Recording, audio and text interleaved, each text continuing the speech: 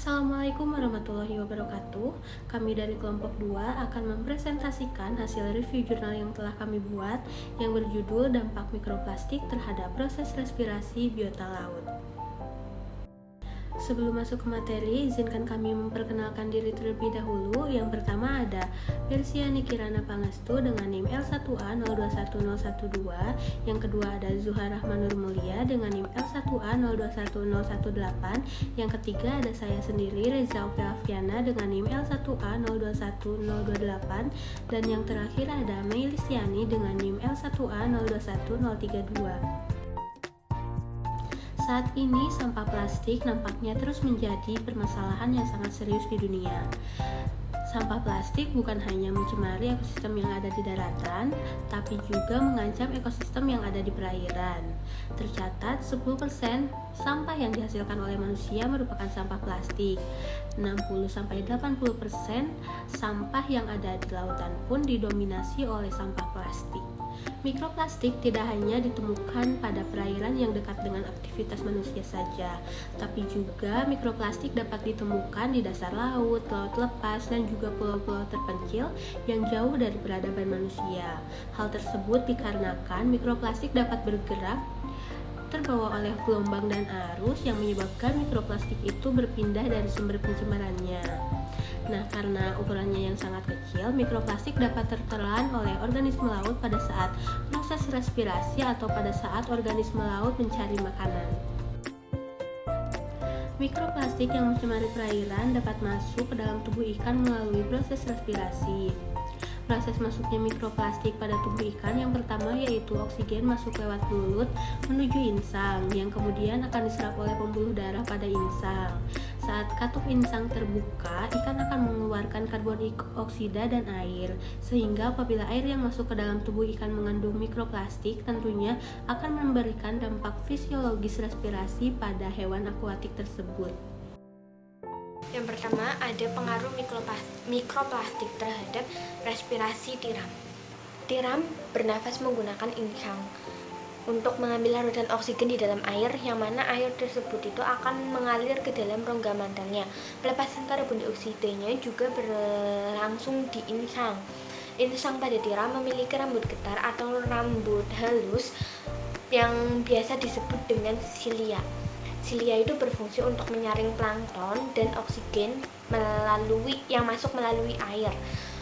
Silia tersebut juga menciptakan bentuk gelombang saat air masuk.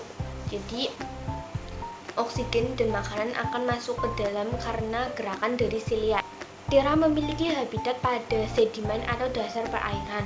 Penelitian yang dilakukan di Laboratorium Kelautan Universitas Queen, Portaferry, Irlandia Utara, yang sampelnya diambil pada 14 Agustus hingga 14 Oktober 2014 dengan menggunakan 18 sampel tiram Ostrea edulis, yang mana menunjukkan hasil jika organ respirasi pada tiram itu lebih didominasi pada jenis mikroplastik PLA dibandingkan HDPE.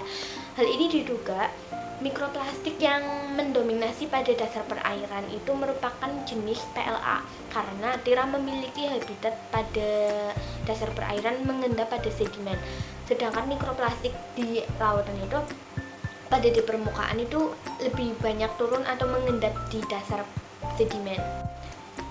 Pada penelitian ini, mikroplastik PLA diukur memiliki rata-rata diameter sebesar 0,48 sampai 316 mikrometer, sedangkan jenis HDPE-nya memiliki rata-rata diameter 0,6 sampai 363. Dari data tersebut diketahui jika ukuran PLA lebih kecil dibandingkan yang jenis mikroplastik HDPE. Pada hasil penelitian ini juga menunjukkan jika tiram itu lebih menerima atau mengkonsumsi mikroplastik yang ukurannya lebih kecil. Pada penelitian ini menunjukkan jika laju respirasi pada tiram yang terpapar PLA 2,6 kali lebih besar dibandingkan dengan laju respirasi tiram yang terpapar oleh mikroplastik HDPE. Pengukuran laju respirasi tiram itu menggunakan respirometry chamber. tiram ditempatkan pada alat tersebut, disesuaikan suhunya mencapai 16 derajat sesuai dengan suhu saat pengambilan sampel.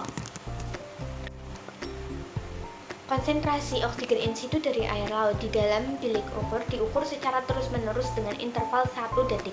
Tingkat konsumsi oksigen pada tiram yang mengalami penurunan dengan rata-rata penyerapan selama periode di mana oksigen berkurang dari tiram dari 90% menjadi terbiasa 85%. Mikroplastik yang lolos akan menyumbat mantel atau silia.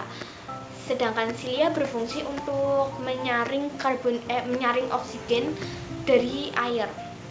Darah air yang masuk pada insang juga akan disaring oleh darah. Ketika mikroplastik masuk bersama dengan air yang ukurannya sangat kecil, maka pada organ respirasi tersebut mikroplastik akan menumpuk.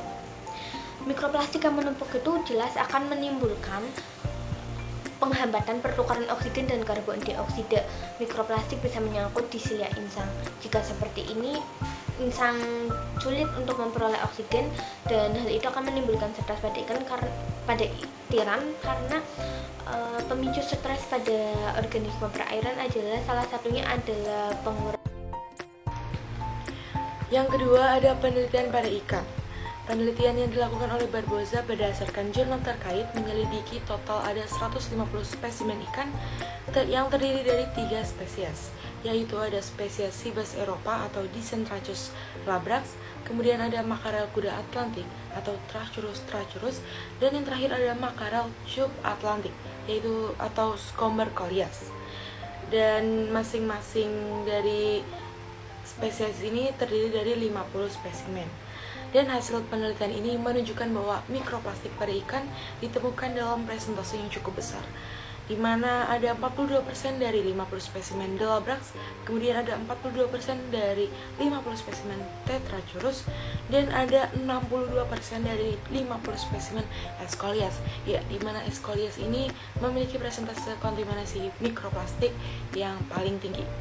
Perbedaan ini disebabkan oleh beberapa ciri ekologi yang berbeda, misal waktu yang dihabiskan pada daerah yang dekat dengan pantai atau ekologi feeding, kemudian ada perbedaan fisiologis, lalu bisa juga melalui air laut secara langsung yang terserap saat ikan memangsa makanan, yaitu secara aktif, dan kemudian secara pasifnya yaitu penyaringan air pada insang ikan.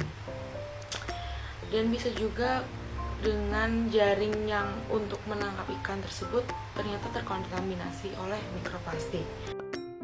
Kemudian mikroplastik yang tersangkut di insang ini dapat menurunkan efisiensi pernafasan yang menyebabkan hipoksia. Hipoksia sendiri adalah rendahnya kandungan oksigen terlarut pada jaringan tubuh ikan. Selain itu, mikroplastik dapat menyebabkan kerusakan fisik pada insang seperti putusnya filamen yang memfasilitasi masuknya mikroplastik yang lain dan partikel lainnya, dan juga meningkatkan kemungkinan infeksi. Oleh karena itu, mikroplastik yang tertelan oleh organisme laut dapat merusak insang, hipoksia, dan infeksi yang memicu kematian pada ikan. Yang ketiga adalah penelitian pada ikan karang. Berdasarkan penelitian menunjukkan bahwa insang sangat sensitif terhadap racun dan juga adanya zat asing. Gangguan pernafasan dan peningkatan oksigen juga dapat terjadi karena adanya zat asing. Dalam hal ini yaitu mikroplastik dapat mengganggu fungsi normal dari insang. Jadi apabila fungsi insang terganggu, maka pernafasan atau respirasi pada ikan juga akan terganggu. C. striata adalah ikan karang yang hidup di perairan dengan iklim sedang dan tersebar luas dari Teluk Maine hingga Teluk Manado. Spesies ini secara oportunistik dalam memangsa dan secara tidak sengaja menelan mikroplastik.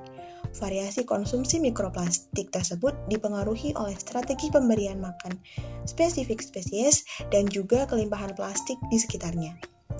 Potensi risiko konsumsi mikroplastik dalam tahap awal kehidupan ikan sebagian ditimbulkan dari paparan mikroplastik yang ditelan oleh mangsanya. Pada insang tiram didominasi jenis mikroplastik PLA, di dibandingkan HDPE. Pada ikan Skombergolias didominasi mikroplastik jenis fiber, sedangkan pada larva ikan karang atau Canastriata didominasi oleh mikroplastik jenis LDPE. Ketika mikroplastik memasuki saluran respirasi, dampak yang terjadi yaitu terjadi penyumbatan.